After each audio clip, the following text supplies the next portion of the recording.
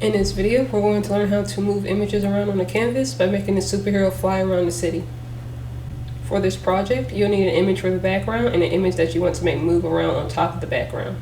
The starter code here creates a full screen window for our project and imports the pillow module, as we'll be using that to resize our images. If you don't have pillow installed already, you can just type pip install pillow into your command prompt to install it. First thing we need to do is initialize, display, and update the canvas we're going to be displaying our images on.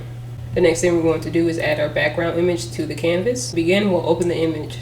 Next, we'll resize the image so that it has the same dimensions as the canvas.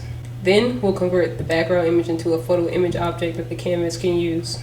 Finally, we'll add the background image to the canvas. If you run the code, your background image should completely cover the canvas. Now we're going to add the superhero image to the canvas. We're going to open the image. Next, we're going to resize it. The image is either going to be half the canvas's width, minus 50, or half the canvas's height, minus 50. Then we convert the image into a photo image object. Finally, we add the image to the canvas and place it in the middle of the canvas.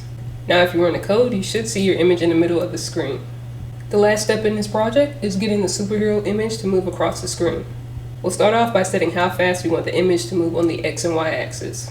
Next, we'll set the base X and base Y, which is just the middle of the canvas. Then we'll set a max X offset and a max Y offset. This determines how far away the image can move from the base X and the base Y.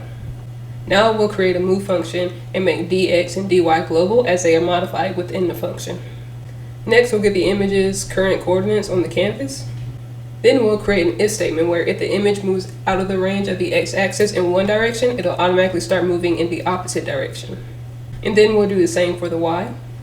Now we'll update the image's coordinates on the canvas and call the move function inside of the root after method every 30 milliseconds in order to create smooth movement.